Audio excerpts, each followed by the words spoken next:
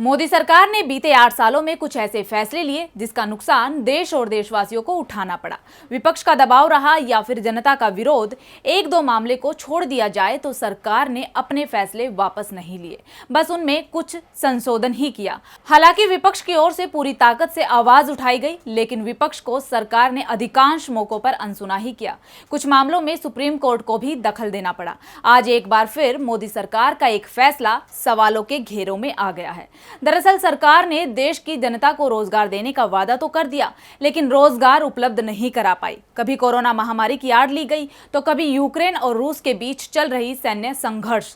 अब सरकार ने 1.5 साल में 10 लाख नौकरियां देने का वादा किया है। इसके साथ ही सेना में भर्ती की नई योजना अग्निपथ भी लॉन्च कर दी गई है। अग्निपथ योजना में सेना में भर्ती होने वाले लोगों को अग्निवीर कहा जाएगा, जो सामान्य सैनिकों की तरह ही काम करेंगे। लेकिन इस योजना में जवानों को हकीकत में ही अग्निपथ पर चलना होगा, क्योंकि नौकरी सिर्फ 4 साल की है। लेकिन ये योजना जमीन पर उतरे उससे पहले ही भविष्य के अग्निवीरों के गुस्से से सरकार को ही अग्निपथ पर चलना पड़ रहा है।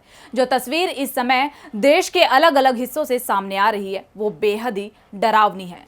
देश के हर कोने में बवाल मचा हुआ है। विपक्ष भी इस योजना का विरोध कर रहा है।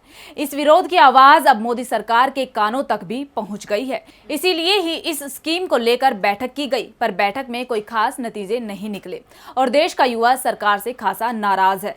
नमस्कार, मैं हूं आंचल कादियान। आप देख रहे हैं डीबी लाइव की स्पेशल रिपोर्ट, जिसमें आज हम चर्चा करेंगे अग्निपथ स्कीम को लेकर देश के कई हिस्सों में कैसे हालात है, तो विपक्ष का क्या कहना है।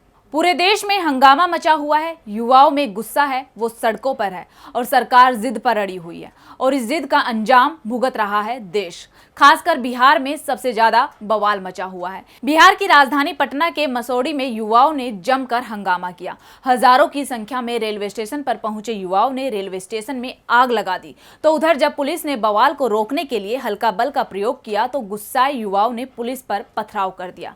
प्रदर्शनकारियों की ओर से फायरिंग की गई तो जवाब में पुलिस को हवाई फायरिंग करनी पड़ी।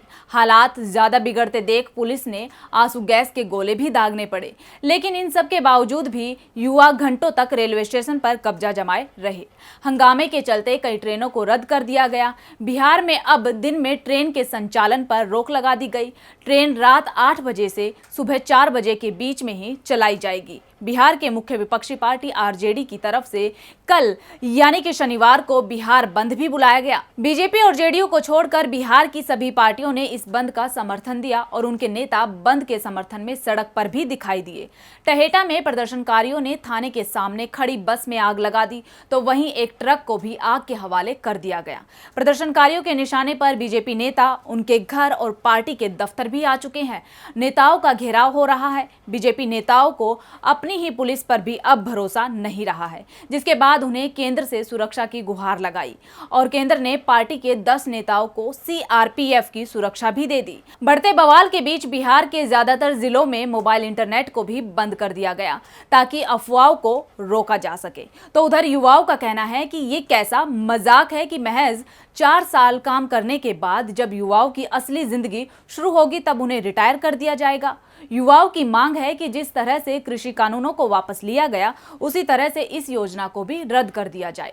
बता दें कि अग्निपथ योजना का विरोध सिर्फ बिहार में ही नहीं बल्कि देश के हर हिस्सों में इसका असर देखने को मिल रहा है। उत्तर प्रदेश, झारखंड, मध्य प्रदेश, राजस्थान, हरियाणा समेत कई राज्यों में विरोध प्रदर्शन जारी है।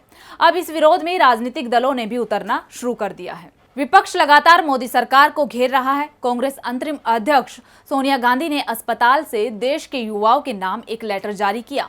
उन्होंने देश के युवाओं को संबोधित करते हुए कहा, मुझे दुख है कि सरकार ने आपकी आवाज को नजरअंदाज किया और एक नई योजना की घोषणा की जो पूरी तरह से दिशाहीन है। मैं आप सभी से अपील करती हूं कि आप विरोध जरूर जताएं, लेकिन अहिंसक और शांतिपूर्ण तरीके से। भारतीय राष्ट्रीय कांग्रेस आपके साथ है। कांग्रेस सांसद राहुल गांधी ने फिर से ट्वीट कर मोदी सरकार पर निशाना साधा है।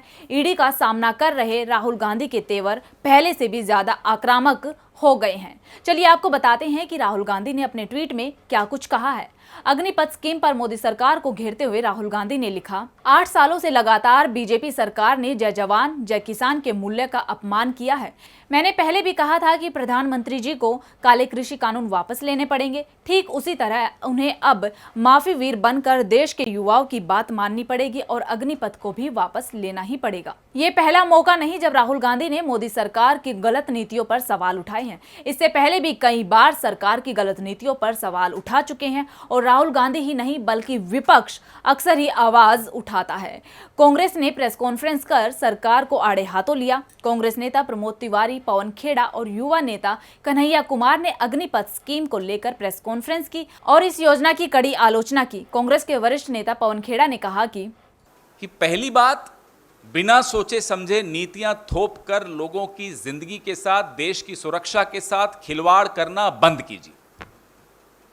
दूसरी बात, जैसा कि मेरे साथी ने कल भी बताया, इस योजना को तुरंत वापस लीजिए। तो वहीं उन्होंने अग्निपथ योजना को तुरंत वापस लेने की मांग की है। इसके अलावा कांग्रेस के वरिष्ठ नेता प्रमोद तिवारी ने अग्निपथ योजना को no rank no pension only tension बिना डायरेक्शन बताया है। उन्होंने कहा कि किसानों का आंदोलन 1 साल चला था, 700 हमारा परिवार का किसान शहीद हुआ था, तब चेते थे आप। अब कितने नौजवानों के बलिदान के बाद आप इसे वापस लेंगे? राहुल जी ने कहा है, ठीक कहा, इसे वापस लेना चाहिए। वहीं कांग्रेस के युवा नेता कन्हैया कुमार ने कहा कि बिहार का बेरोजगारी दर दोगुना है, युवाओं से मौका छीना जा रहा है। साथ ही उन्होंने सरकार पर तंज कसते हुए कहा, क्या है ना कि प्रधानमंत्री जी खुद को समझते हैं डॉक्टर डैंग और हम लोगों को समझते हैं पिंजरे में बंद चूहा। तो जब मन करे तब जो है ना इंजेक्शन लगाना शुरू कर देते हैं, टेस्ट करते हैं कि कितना उछला, कितना जो है अनसीरियस चीज है। आप समझिए तो 2 दिन आंदोलन हो गया, कई ट्रेनें जल गई, हिंसा हो गई, तब कह रहे हैं कि नहीं नहीं नहीं इस बार जो है 2 साल एज बढ़ा देंगे। तो सो रहे थे, कहता तो है कि जगते रहते हैं आप, सोते ही नहीं हैं। तो उस वक्त बहाली जब आप निकाल रहे थे तो आपको समझ में नहीं आया था, ये सीरियस नहीं है। तो वहीं समाजवादी पार्टी के अध्यक्ष अखिलेश यादव ने भी मोदी सरकार पर निशाना साधा है। उन्होंने कहा कि राय, सलाह, सम्मति, मशवरा, परामर्श, विचार विमर्श, संयुक्त निर्णय, सामूहिक बैठक, ये लोकतांत्रिक शब्द भाजपाई शब्दकोश में नहीं है। तभी बार बार देश पर मनमानी भरे फैसले थोपे जा रहे हैं, जिससे देश की ऊर्जा और जनशक्ति सरकार की जनविरोधी नीतियों और योजनाओं के विरोध में ही बर्बाद हो रही है। वहीं इस बीच अब सरकार भी अपने कदम आगे बढ़ा रही है। रक्षा मंत्री राजनाथ सिंह ने आवश्यक पात्रता मानदंडों को पूरा करने वाले अग्निवीरों के लिए रक्षा मंत्रालय की नौकरियों में 10% पद आरक्षित करने के प्रस्ताव को मंजूरी दे दी है। तो वहीं रक्षा मंत्री राजनाथ सिंह ने 3 सेना प्रमुखों से बातचीत भी की है और उन्होंने तीनों सेना प्रमुखों से अग्निपथ योजना के बारे में विश्वास व्यक्त किया है, जिसके माध्यम से युवाओं को 4 साल की अवधि के लिए सेना, नौसेना और वायुसेना में भर्ती किया जाएगा। 4 साल के अंत में उनमें से 25% को बरकरार रखा जाएगा, जबकि बाकी को उनके भविष्य के लिए सहायता दी जाएगी। इसके अलावा गृह मंत्रालय ने भी अग्निपथ स्कीम को लेकर बड़ा ऐलान किया है। केंद्रीय गृह मंत्रालय ने CAPF और असम राइफल्स की भर्ती में अग्निवीरों के लिए 10% आरक्षण की घोषणा की है। साथ ही गृह मंत्रालय ने अग्निवीरों के रूप में सेवा पूरी करने वालों के लिए अधिकतम उम्र की सीमा में भी छूट का ऐलान कर दिया है। यानी अब देश भर में विरोध के बाद सरकार भी अपने फैसलों पर पीछे हटती नजर आ रही है। आज की स्पेशल रिपोर्ट में सिर्फ इतना ही। देखते रहिए DB लाइव।